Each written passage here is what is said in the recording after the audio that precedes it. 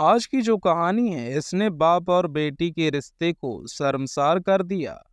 एक लड़की अपने ही घर में कपड़े बदल रही थी। उसकी माँ घर के बाहर थी और अचानक से ही उसके पिता की एंट्री हो जाती है। बाप ने अपनी ही बेटी को कुछ ऐसी स्थिति में देखा जो शायद नहीं देखना था। बाप उसका बेकाबू हो जाता है। अपनी ही बेटी के साथ वो घिनौना कृत्य करता है। बेटी रोती है, बिलखती है, चीखती है, चिल्लाती है, लेकिन बाप के कानों तक उसकी आवाज नहीं पहुंच रही थी। जब तक उसका मन खुश नहीं हो जाता, संतुष्ट नहीं हो जाता, तब तक वह उसके साथ ऐसे ही गंदा काम करता रहता है। जब उसके बाद वह यहाँ से जाता है, जाते जाते अपनी बेटी को कुछ नसीहत देता है और कहता है कि इस बात का कभी किसी को भनक नहीं लगनी चाहिए। यदि लगी तो तुम्हारे लिए ठीक नहीं होगा, लेकिन आगे भविष्य में जो होता है उसकी किसी ने कल्पना ही नहीं की थी। केवल इसमें कत्ल होते हैं, बल्कि कई जिंदगी पूरी तरह से बर्बाद भी हो जाती हैं। नमस्कार दोस्तों, क्राइम कहानी यूट्यूब चैनल में आप सभी का स्वागत है। यदि आप इस चैनल पर नए हो तो इसको सब्सक्राइब कर लीजिए और इस बेल आइकन को ऑल पर प्रेस कर दीजिए। वीडियो को लाइक करके शेयर कर दीजिए, क्योंकि हम इस चैनल पर ऐसे ही क्राइम की सच्ची घटनाएं, सच्ची कहानियां लाते रहते हैं। तो दोस्तों, यह सच्ची घटना है प्रताप राज्य की। एक जिला है लुधियाना।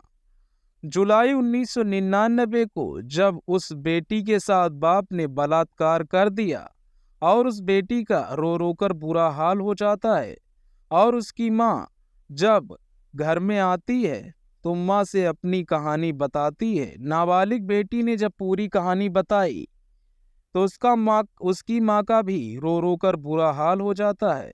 वह समझ नहीं पा रही थी कि आखिरकार अब भविष्य में क्या फैसला लें, क्या करें, क्योंकि बेटी की जिंदगी बर्बाद हो चुकी थी। और जो पहली बार हो चुका है तो बाप उसके साथ हो सकता है, फिर भी यही गलत काम करे और करता रहे। तब माँ अपनी बेटी को लेकर थाने जाती है और थाने जाने के बाद अपने पति के खिलाफ संबंधित धाराओं में मुकदमा दर्ज करा देती है। पुलिस ने मामले को गंभीरता से लिया, मुकदमा दर्ज कर लिया और दर्ज करने के बाद इस मामले को आगे जांच पड़ताल की। जांच पड़ताल करने के बाद चार्जशीट कोर्ट में लगाई और चार्जशीट कोर्ट में लगाने के बाद इसने अदालत में इस मामले की पूरी सुनवाई की और 15 मई 2001 को इस व्यक्ति पर आरोप सिद्ध हो जाता है और आरोप होने के बाद 12 साल की सजा सुनाई जाती है और कठोर कारावास, और साथ ही कहा जाता है कि इस व्यक्ति पर किसी भी तरह की मेहरबानी ना करी जाए और इसकी सजा बरकरार रखी जाए। जब तक सलाखों के पीछे रहे इससे काम लिया जाए।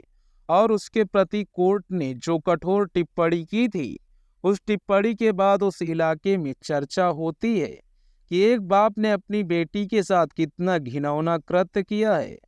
वह व्यक्ति जिसका नाम मोहेंद्र सिंह होता है, मोहेंद्र सिंह जेल जाता है और जेल जाने के बाद वहां जेल में रहता है। शुरुआत में लोग उससे बहुत नफरत करते हैं। नफरत की वजह यही थी क्योंकि उसने अपनी बेटी के साथ बलात्कार किया था। यह बहुत घिनौना काम किया था। वह जेल में रहता है और धीरे धीरे अब जब आगे वक्त बढ़ रहा था, लोगों के प्रति उसका व्यवहार बहुत ही अच्छा होता है। चाहे कैदी हो, अधिकारी हो, जो उससे काम दिया जाता था वह पूरी ईमानदारी, पूरी तसल्ली से किया करता था। किसी को उसके काम में कोई शिकायत नहीं मिलती थी। और जैसे जैसे वक्त आगे बढ़ रहा था, उसको देख के ऐसा लग रहा था जैसे कि इसने कोई अपराध ही नहीं किया है। शायद इसे अपराध बेअपराध की सजा मिली है। वक्त आगे बढ़ता है, उसके बाद कुछ लोग उसको सलाह मशवरा देते हैं। कहते हैं कि तुम्हारा अच्छा व्यवहार है, तुम चाहो तो पेरोल ले सकते हो और पेरोल लेने के बाद बाहर जाकर अपनी एक सामान्य जिंदगी जी सकते हो और दुनिया देख सकते हो, घूम सकते हो। उसने जैसा सुना था वैसे ही वह करता भी है। 1999 को जेल में जाता है और 2005 में वो पेरोल लेने के बाद आवेदन करता है, उसकी पेरोल को स्वीकार कर लिया जाता है। अप्रैल 2005 का वो जैसे ही उसको पेरोल मिलती है, पेरोल मिलने के बाद वो इधर किराए के कमरे पर रहता है और साथ ही अपनी पत्नी और अपनी बेटी को खबर भिजवा देता है कि तुम्हें मेरी हर वस्तु से दूर रहना है, हमारी किसी भी वस्तु को छूना नहीं है। मेरा घर हो या फिर मेरे दिए हुए किसी भी सामान से तुम्हें हाथ नहीं लगाना है, क्योंकि वह उसी का ही घर था। ऐसा बताया जाता है कि साथ ही उसी की कुछ वस्तुएं थी, उसके सामान थे जो उसकी पत्नी और उसकी बेटी इस्तेमाल कर रहे थे। जब यह बात माँ और बेटी तक पहुंचती है तो माँ बेटी डर जाती हैं, क्योंकि वह कई साल के बाद जेल से बाहर आया था और जिस तरह से धमकी दी गई थी उसे लग रहा था कि कहीं ऐसा ना हो भविष्य में उनके साथ वह कोई आपराधिक घटना का अंजाम ना दे दे। नजदीकी पुलिस स्टेशन जाते हैं माँ और बेटी और वहां जाकर शिकायत दर्ज कराते हैं। शिकायत को शायद पुलिस उतनी गंभीरता से नहीं लेती, क्योंकि पुलिस को भी यह सूचना मिल चुकी थी कि जेल में इसका व्यवहार बहुत ही अच्छा था। लेकिन वक्त आगे बढ़ता है और यह बात आई गई हो जाती है। पत्नी और बेटी, उसको भी लग रहा था कि जैसे सब कुछ ठीक ठाक है, लेकिन 8 जनवरी 2006 का यह दिन है। दरअसल लुधियाना का ही एक थाना लगता है होबे वाला और उसी के एक गांव लगता है प्रताप सिंह वाला। यहाँ पर माँ और बेटी बीनू वर्मा और गीतू वर्मा दोनों घर पर मौजूद होती हैं। साथ में एक रिश्तेदार होती है सालू वर्मा, वो भी घर पर मौजूद थी। इसी बीच में उसका पति दीवार के सहारे एक सीढ़ी लगाता है। सीढ़ी लगाने के बाद घर के अंदर प्रवेश करता है। जैसे ही घर के अंदर प्रवेश करता है तो पत्नी पूजा कर रही थी, उसके हाथ में एक कुल्हाड़ी थी। उसने पत्नी को जोर से चीखते हुए आवाज दिया। पत्नी ने जैसे ही उसकी चीख सुनी, उसकी आवाज सुनी, वो इधर उधर भागने की कोशिश करने लगी। लेकिन मोहिंदर सिंह ने मौका पाते ही अपनी पत्नी के सर पर बहुत तेजी के साथ वार कर दिया और उसका सर फट गया। उसके बाद उसने उसकी गर्दन पर वार किया। जैसे ही उसने हाथ से रोकने की कोशिश की तो उसका हाथ भी उसी वार से, उसी कुल्हाड़ी से कट गया। एक वार और किया उसने, कुल मिलाकर 4 वार किए। कुल्हाड़ी से करता रहा। 4 वार करने के बाद अपनी पत्नी को वहां पर पूरी तरह से काट डाला, पूरी तरह से खत्म कर दिया। तड़पना उसको संभलने की मौका भी नहीं मिला और उसकी मौके पर ही मौत हो गई। जैसे माँ की चीखें सुनने के बाद बेटी दौड़ती है, देखती है कि आखिरकार क्या हुआ, क्यों हमारी माँ चीख रही है, चिल्ला रही है।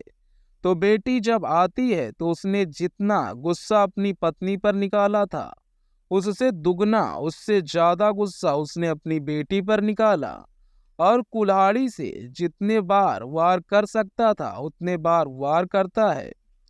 कुल मिलाकर 9 बार वार करता है और 2 बार में सिर्फ खरोच आती है और 7 वार ऐसे होते हैं जो उसके शरीर के हर हिस्से को काटते हुए आर पार जा रहे थे। बेटी की भी घटनास्थल पर ही मौत हो जाती है।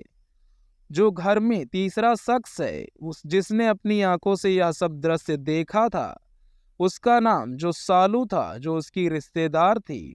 जैसे ही सालू ने देखा तो वह डर की वजह से अपने कमरे की तरफ भागी और इस बीच में उसको संभलने का मौका मिल गया और वो जितनी जोर से चीख सकती थी, चिल्ला सकती थी, उतनी जोर से लगातार चीख रही थी, चिल्ला रही थी और दरवाजे अंदर से बंद कर लेती है ताकि वो उसकी तरफ अगर आने की कोशिश करे तो उससे पहले लोग वहां तक पहुंच जाएं।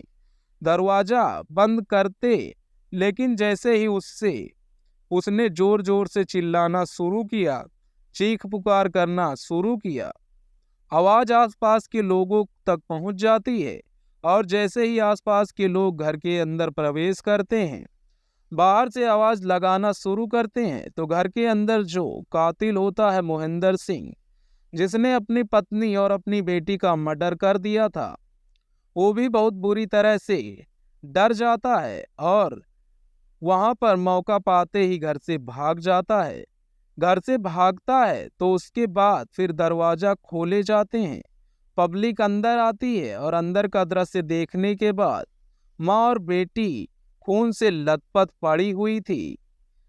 इस दृश्य को जिसने भी देखा उसकी सिरहन से पैदा हो जाती है, लोग खौफ में आ जाते हैं।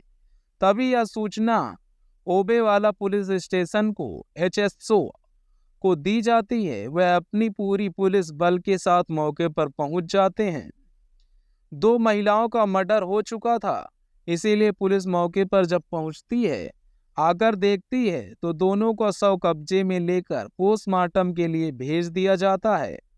पोस्टमार्टम के लिए भेजने के बाद आखिरकार इसका कत्ल किसने क्यों किया, इसकी क्या पीछे की वजह थी, पुलिस ने FIR दर्ज की। उस व्यक्ति की जब तलाश करने की कोशिश की तो पता चलता है कि वह जहां किराए के मकान में रहता था, उसी किराए के मकान में आराम से रह रहा है।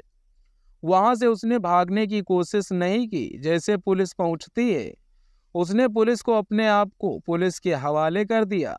पुलिस ने उसे गिरफ्तार किया। गिरफ्तार करने के बाद जेल भेज दिया। इस मामले की जो चार्जशीट लगाई जाती है, पुलिस पड़ताल करती है। पड़ताल करने के बाद इसके खिलाफ सारे सबूत पाए जाते हैं और सबूत पाए जाने के बाद कोर्ट में जब मामला पहुंचता है तो इस मामले की फिर ज़्यादा लंबी सुनवाई नहीं होती। 1 साल में ही इसका निर्णय आ जाता है। साल 2006 का ये दिन था और 22 नवंबर 2007 को लुधियाना के सत्र न्यायाधीश ने इस व्यक्ति को, मोहिंद्र सिंह को, फांसी की सजा सुनाई और कहा इस व्यक्ति को तब तक फांसी के फंदे पर लटकाए के रखा जाए जब तक इस व्यक्ति के प्राण न निकल जाएं, क्योंकि यह rare of the rare case है। इसको जज साहब ने माना और उसको फांसी की सजा का हुक्म सुनाया। लोगों को तसल्ली होती है कि इस व्यक्ति शायद इसी के लायक था। इसने जब अपनी बेटी, इसकी नाबालिग थी, उस वक्त उसकी उम्र लगभग 41 साल के आसपास थी, तब इसने अपनी बेटी का बलात्कार किया और उसकी सजा काटने के लिए जेल जाता है। तो दोस्तों, इस कहानी का उद्देश्य किसी को परेशान करना, किसी का दिल दुखाना नहीं है, बल्कि आपको जागरूक करना, आपको सचेत करना है। दोस्तों, यदि आपने अभी तक हमारे चैनल क्राइम कहानी को सब्सक्राइब नहीं किया है तो प्लीज़ सब्सक्राइब कर लीजिए, क्योंकि आपके एक सब्सक्राइब से हमें मोटिवेशन मिलता है। और इस वीडियो को लाइक करके शेयर कर दीजिए, क्योंकि हम इस चैनल पर ऐसी ही क्राइम की सच्ची घटनाएं, सच्ची कहानियां लाते रहते हैं। तो दोस्तों, आप सभी अपना ख्याल रखिएगा। तो अब इस वीडियो को, इस कहानी को एंड करते हैं। हमें इजाज़त दीजिए। धन्यवाद।